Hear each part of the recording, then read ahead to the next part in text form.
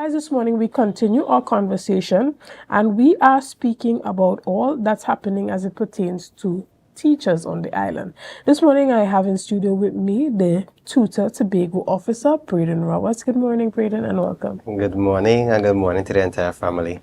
All right. Now, this morning we are talking about a conversation that you have raised for a long time, but you seem to be beating this drum even harder now. Why is it that now more than ever this contract teacher situation is at a point where you feel like something has to be done and it has to be done now? Right, and I really like how you phrase the question. It has to be done now because we are here more than 20 years now because it's always somebody else will come to fix it. So we have made the cry about our schools not getting the necessary establishment so that they could be adequately staffed. The THA from since 1997 thereabout temporarily hired persons on contract while they were supposed to work on the cabinet note to have the establishment regularized. And every election period, we hear politicians coming up talking about it. And we have task force and audits and so on, and then we lapse and it goes to another grouping. I am adamant even more so now as the two persons who should know outright about this are our Chief Secretary and the Secretary of Education. And it's appalling that we are getting the same thing, task force and audit. And then we're not pleased with the audit and we do another audit. And we're not pleased with the task force and we have another grouping going and working it again. My thing is, you see, if Tobago was putting forward a case and Trinidad was saying no, I would have understood that Tobago is trying to fix the problem. We have not submitted anything to Cabinet. We have not engaged in a meaningful way, concerted effort from persons from Trinidad to work on this thing. We have been moving around with bits and pieces of data that does not put forward anything tangible to the teachers. And if we have two former contract teachers in such powerful positions, I've never heard the Chief Secretary say anything meaningful about it. He has blamed tutor in the past for not working on it. It's very surprising that you're no longer in the fire, so you're comfortable. Seeing the secretary who was part of the team that took them to court. You're no longer in that boat, so you're seemingly comfortable. They met with the contract teachers in January and gave them some promise about another audit in April. I think it's time they face the teachers again and let us hear what is happening. After that meeting with the teachers that happened, do you know what was the promise of the Division of Education and the THA as it pertains to timelines that teachers can expect results? Right, so first of all, coming in January, after this has been raised for so long, over the years, to promise a future timeline of an audit to be done in April, to me, is disrespectful. It shows lack of care and understanding. Audit, what are they proposing that will happen after such an audit? Right, so what would that audit entail for the persons who, like myself, are unaware of how that process works? Right, so let me break it down. The THA needs to make a case to Cabinet for the establishment of our schools to be increased. The Cabinet will indicate or dictate how many persons can be employed in particular schools, in each secondary school. So how many math teachers, how many English teachers throughout. The THA needs to regularize because we have built new schools. Some schools turn from 3-year schools to 5-year to 7-year schools. We need to ask the Cabinet for an increase in the establishment. You don't just ask for an increase, you have to justify a case. So that's why we have an audit. So they are auditing to see how many vacancies currently exist. First of all, how many positions exist. How many that are currently being filled by contract teachers? No. Just the open vacancies? Vacancies in terms of the establishment. So what Cabinet has assigned to the schools, if they are vacant posts. And how many posts are there? What they would have done in their last research, I think they would found vacancies for 53 of the contract teachers. So before they were not aware based on the information I received, and they would have found vacancies as the established posts assigned to the school. There were at least 53 of them that they found already, and they sent recommendation for the contract teachers to be regularized. However, it is not enough for the 160 or somewhere there about contract teachers. So you need to ask cabinet. So you're getting data, doing audit, you're trying to get the data collection. But what we are very good at in Trinidad and Tobago is collecting data. And we collect data. And we have been collecting data for more than 10 years. Right. And inform the public, why has this contract teaching situation been such a heavy issue on the heart of tutor and the teachers? What are, some of the repercussions of teachers being on contract as opposed to teachers being, permanent? Right, so I'm grateful for that question. There are three groupings of persons who are suffering because of this. THA is one, the education system, and the individual teachers. The THA is currently owing gratuity over $10 million as it is now. The THA do not have direct allocations for the contract teachers and the gratuity. So they mix and match and they reallocate and they see where they could pull funds from to pay gratuity. And we are outside 10 million plus. So these are teachers, their salary is not going to be increased. They don't get increments because they are fixed contract. They would like, as they should receive their gratuity at the ending of their 3-year period or whatever length the contract is. They are not able to get that because the THA is not able to find funds to pay it. So as far as I am aware, there is over 10 million plus to be paid. The THA would get direct allocation if these persons are listed on the establishment and are placed in service. So when when central government sends up their funding, they will be catered for directly within that. So that's the THA. The education system suffers because these teachers who are gaining 15, 20 years experience could never act in or perform a head of department role, a dean, vice principal, principal. There's no upward mobility. So all the experience these persons are gaining, the most they can do is help those who are in service in performing their duties because they having the experience. A new teacher, they may ask some of the same contract teachers to assist them. That's the best they can offer.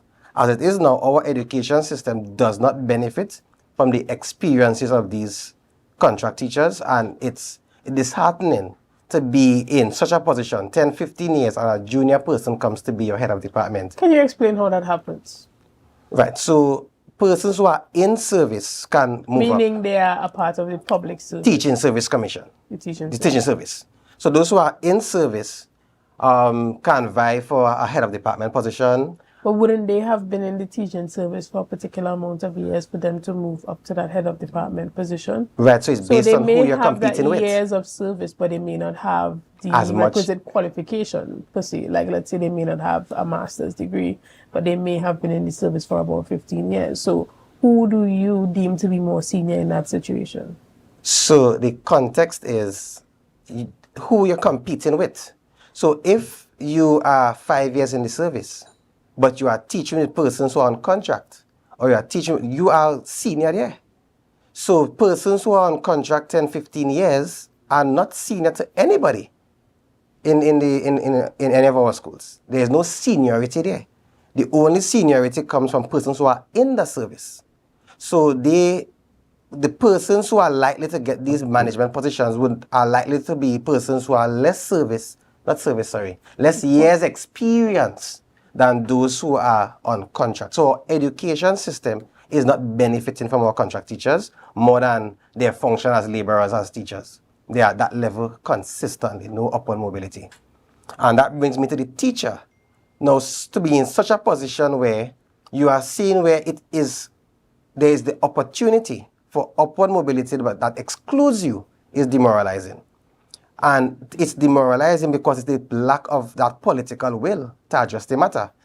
These contract teachers with their 3-year contracts, when they go to any agency, financial agency, they are limited in what they can get.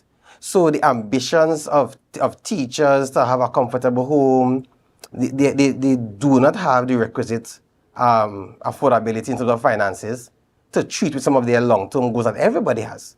So we need to treat with all those three areas: the individual teacher, the education system, and the teacher getting the funds. So those are the three main categories that is suffering with the lack of political will to deal with this particular matter.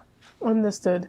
And, for you, you said that there isn't a political will to do so, but what do you deem to be one of the biggest hindrances in this situation that being rectified over the years? Right, so I believe we have persons who are seeking to get the best thesis. We want to make the perfect case. So we are researching and researching until time runs out and there's a change. I believe it's a lack of concerted effort. That's the only issue. I do not believe we need further audits. Every secondary school each year submits a school development plan, which would outline all their programs and the teachers allocated to those programs. There is enough data in that school development plan to do a needs analysis. If majority of the teachers, like Speyside, they have 20 plus teachers on contract. Scarborough Secondary School has close to 20 teachers on contract. Is that we don't need those teachers or we need them? If we need them, we make a case for the establishment to be increased. So all this extra audit and asking Trinidad to help us do audits. Trinidad has never given anything to Tobago unless they are significantly benefiting from it. So we as Tobagonians have to fight for what we want. We have to fight for our case. We have to build our case. And kicking the can down the road, hiding behind task force and audit does not help. Right. But do you think that with this new central government in place, that there should be some improvement when that note goes before the cabinet to ensure that this is done for teachers? Are you optimistic about that? I am optimistic once the THA puts forward a document. Let us fight. We could fight that afterwards. But to not ask and see what challenges exist does not help the cause. Put forward a case and let us fight it there. So it doesn't matter who in central government and whether there's an improved relationship or not. What I am working on is getting the first step out the door. Right. And we know that you have been very vocal as it pertains to the school repair program. We are in June. Do you have, greater confidence that this time around that things can be done better once it starts on time? Oh yes, I have confidence in that. We have been liaising with the division, and although you may see me out here, we have a collaborative relationship as best as it can be with the division. We have submitted our concerns regarding the schools. We sent out and gathered our information. I know the division would ask the principals to submit as well. I am optimistic because you can't have 2 years of challenges and seeing those challenges and don't take time to fix them as we roll out the next this program. So I am optimistic that there is going to be that change. There may be the challenge of funding, but that's not something that we would want to hear at all. They need to make their case to whichever area in TTHA to get the funding or central government to get the funding to deal with the issues. Because what happens is some of the teachers who are already demoralized with all the other issues would at least want to work in a safe environment, would at least want to sit in a space where there's no concern of mold, where it's broken tables and chairs, where the lighting is poor. They at least would want an environment that is conducive for teaching and learning. So with the collaborative relationship that we have, I am optimistic, cautiously so, but I'm optimistic that we're going to have a better repair program this time. Understood. Well, we're going to take a quick break right here and we'll be back right after this as we continue our conversation. See you soon, guys. Good morning and welcome back to Good Morning Tobago right here on Tobago Updates. I am your host, Shenell Felix. This morning, we have been speaking with the tutor officer for Tobago, Bradon, and we have been talking this morning about the issue of regularizing contract teachers. Another issue that has pervaded the teaching system in Tobago has to do with the classification of leave and that having to go to Trinidad to be approved and then coming back to Tobago. I remember that there were some efforts on the behalf of the Division of Education, Research and Technology to have that moved from Trinidad and be placed at the division and the responsibility be given to the administrator there to sign off on that to reduce the backlog. Tell us a bit about that. But before that, for the persons looking on that don't understand what you mean by the classification of leave, explain that for them at a base level, and then, explain why that's so important for that to be done in Tobago. Okay, so the leave, each teacher is granted 14 days sick leave. If you go beyond 14 days sick leave for whatever reason, maybe a surgery, some chronic illness, whatever would have caused you to go over 14 days sick leave, those days would have to go to Trinidad to be classified as leave with pay, leave with half pay, leave with no pay accordingly. That function has not been adequately treated with at the ministry. So we have persons in the 1990s, 2005, who have leave for those days yet to be classified. So some of those persons are retirees who are unable to get the requisite pension and the pension at the correct point because their days unaccounted for. Before me, the former Tobago officer, Mr. Kerr, I know would have been back and forth between Tobago and Trinidad trying to assist in this particular matter. And coming as Tobago officer myself, working with the division, we were able to lobby with the CPO, with the minister. I know the Secretary of Education, currently Secretary of Education, spoke with the former Minister of Education to help work that through. We had the Chief Ad writing to the ministry, so it's a collaborative effort where all of us work towards coming to an agreement in the THE, the Chief Ad level, not the division, at the Chief Ad level, being authorized to classify leave. Well, the chief could also have the division work on that aspect as well, but the classification was to be authorized to the chief ad to deal with. That was last year. And we have been at the CPO office still asking when we're going to get our documents from the ministry. The ministry has been holding on to our documents. I'm not certain in what state they are in, which box they may be in, because they're not helping in dealing with any of our leave at the moment. So we have been in limbo. We have the pensioner leave department been asking tutor as well, when we're going to get these documents. Right, and have you written to this new government as it pertains to this issue, outlining how pressing it is for it to be dealt with immediacy? Right, so I know the national body would have reached out to the minister to have the first tutor minister meeting. That meeting has not yet come off. However, we have been liaising frequently with the CPU, as he would have been the one overseeing this operation. The CPU would have issued to the ministry, to the permanent secretary, April month-end deadline, as he was surprised that that was not treated with already, and we are now in June.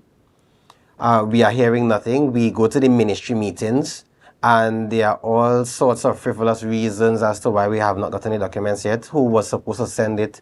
At one point in time, we were told that they were already in Tobago, and when we did checks here, that was not even the truth. But it's nothing new where the ministry is concerned. I do not believe that they take Tobago matters seriously. Tied to that is the pensioner leave records for persons who studied at the Valsian Teachers College how many years ago.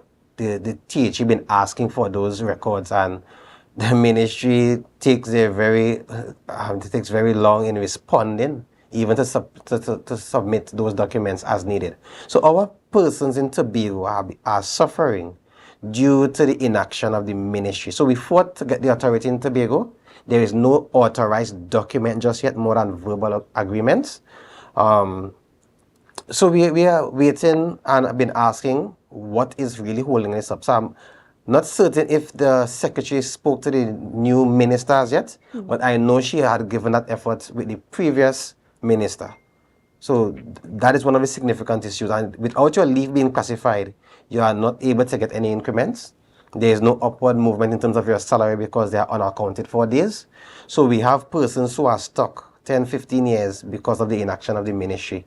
in classifying the leave that was sent to them. Yeah, and from your perspective and from the tutor perspective, with all the advocacy that has been done thus far, where do we go from here? What is to be done next? Because as you said, you have written in the past, you have advocated for it, but it seems that Tobago matters are simply not being taken seriously. But now we have a new administration at the central government level. So where do we go from here? Post this meeting that Tutor has requested with the new administration, what type of steps are you expecting to happen, or what would you like to see come out of that? Actually, I would want the leaders in Tobago to have the guts, the bravery, that fortitude to demand the things that we need to get here. Casually asking for stuff. So I am the way I am in terms of my advocacy in tutor, because I understand that you don't go to these places and ask nicely and get anything.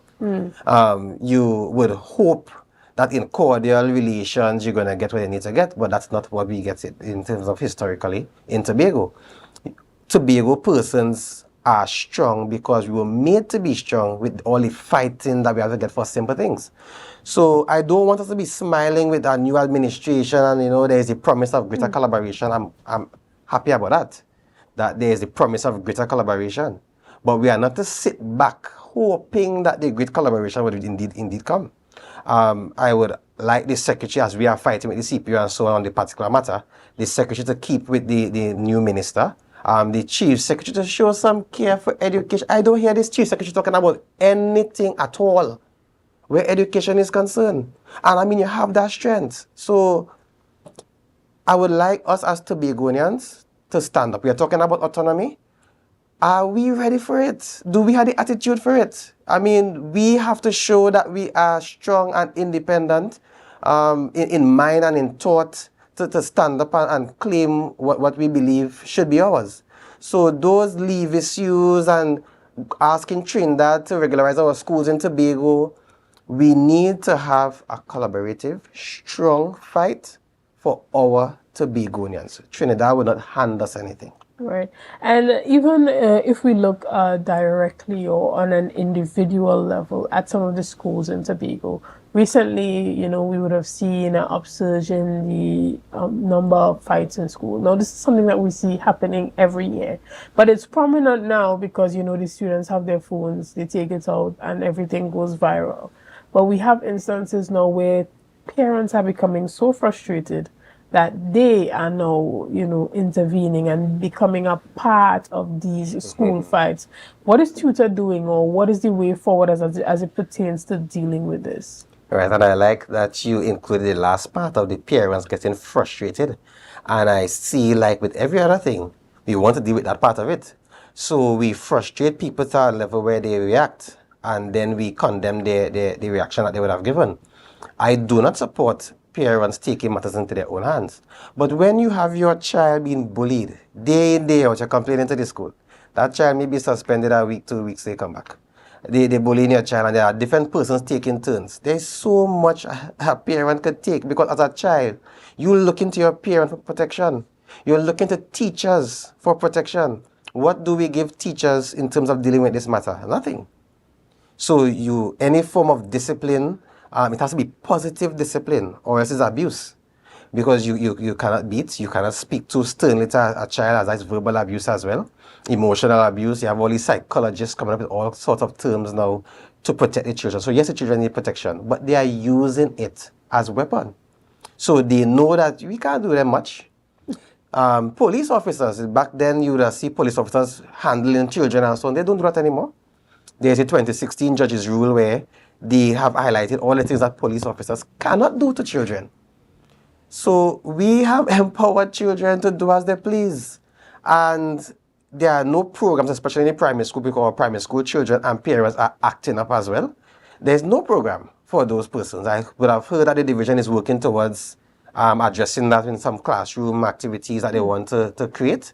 However, in the interim, we need all hands on deck. And that's what Tutor have been asking for. Parents, so the NPTA, the Tobago arm of the PTA, the police service, the division, teachers, we all have to come together collaboratively. So the forum needs to be set by the division, as they have that authority where education is concerned. I've made this split to the division as well. Bring us to the table. Let's see how all hands could work towards addressing this. Because we are fighting an uphill battle. We have the social media that is influencing these children to do all sorts of negative things for attention. So we have the block your face and wine song, everybody.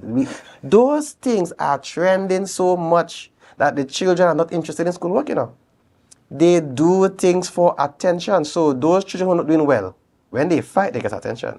They're in videos. It's sending all over the place. The who is bad man and this, so they get that kind of love in a negative way. So we need to see how, even with social media, how the media plays a role, because we put a lot of negative out there, and we say it's human rights. Everybody have a right to listen to what they want to listen to and watch what they want to watch. But that is careless. That is careless as a society who is seeking to groom people to be fitting citizens. So we have limited what teachers can do. We limit them also in resources. So even if teachers want to be positive in their outreach to children, if they don't dip in their pocket, it's not possible. So we need all hands on deck, because the business sector in Tobago, and I believe the division is also crippled by funds. I don't think it's a lack of want, but any initiative you bring would have a financial cost. And we will need the business sector on board. So that's why I have asked, let everybody come to the table. That's a call that the division needs to make as the body authorized to deal with education in Tobago. Right. And even as it pertains to those individual schools, there, for a while, Roxborough Secondary School has been under a number, a lot of scrutiny. Mason Hall High School. As the tutor representative, how has these schools been progressing? The disadvantage is that the children who are sent to these schools, most of them are under 30% performers. There is no set program given to Mason Hall that is different to Scarborough Sec or Bishops. Or we are sending a cohort of children who have not done well in primary school. So one secondary school, for example, Mason Hall, and they are teaching the regular maths, English, social studies, all those things. In the same way. In the same way.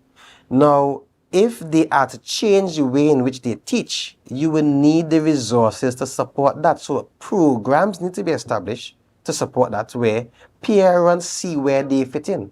Because some parents give up already. They believe that they didn't have an education, so they cannot contribute.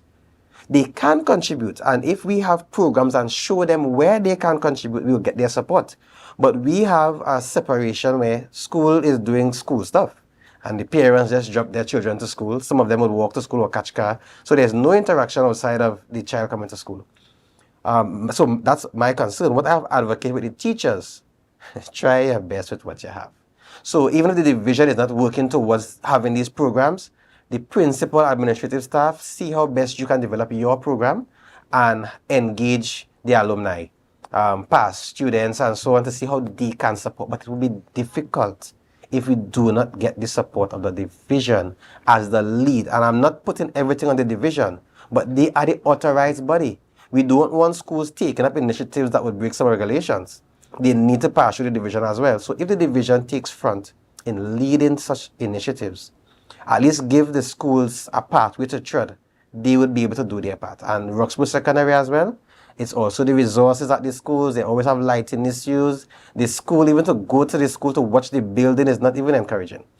So there are issues with the individual schools, but we ask our teachers, as best as you can, alter your program to assist the children that you have. Because the children that we feel will come back to bite us.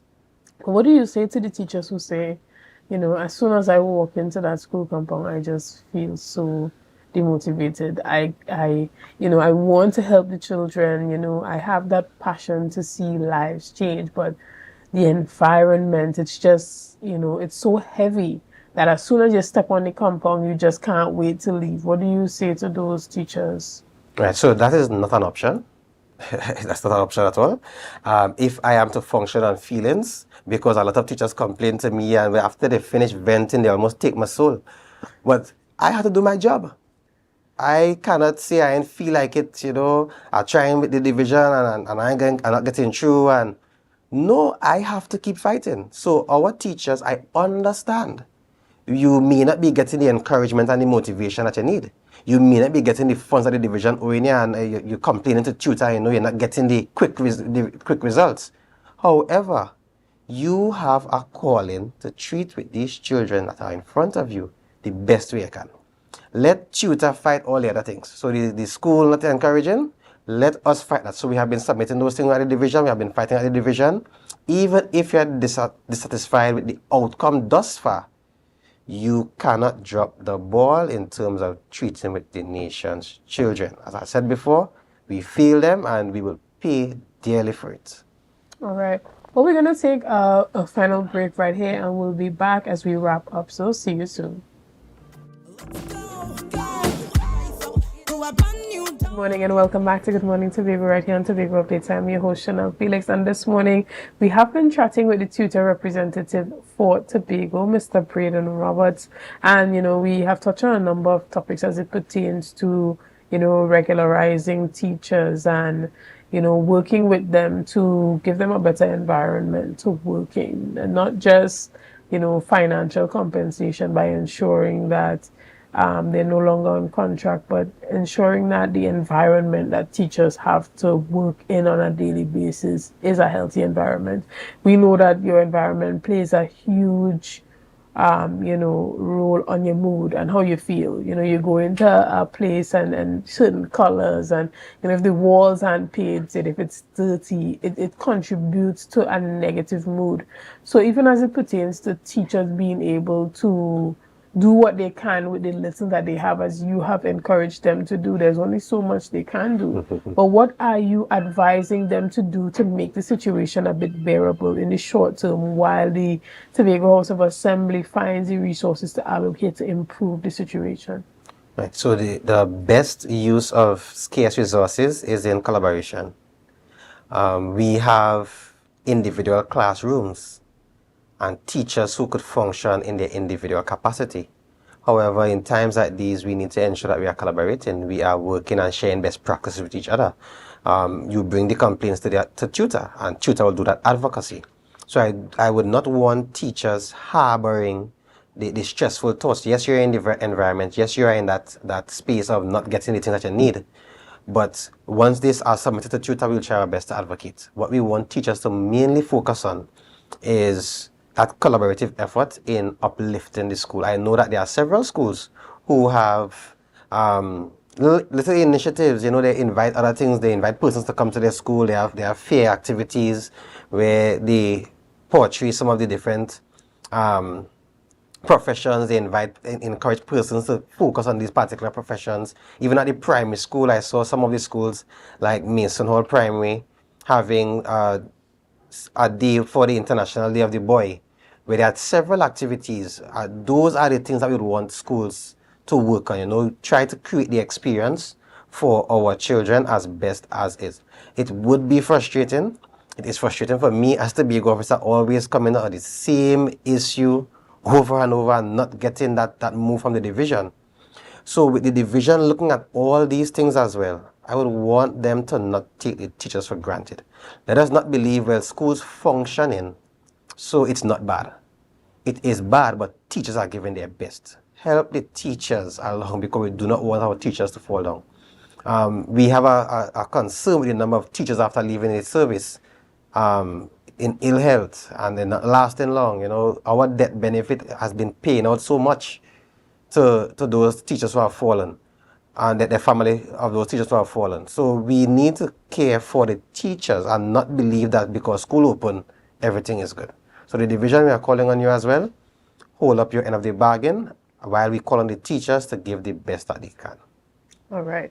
Well, we want to thank you so much for being here this morning and for all the work that tutor has been doing and continues to do as it pertains to working in collaboration with the Tobago House of Assembly and the Division of Education to ensure that all those matters pertaining to the well-being of our teachers and our children are being dealt with. So thank you for that. And it's my pleasure to be here as well. Well, thank you. Well, guys, we want to thank you for being with us this morning. But before you go, we want to say a happy birthday to the man behind the Tobago Updates brand.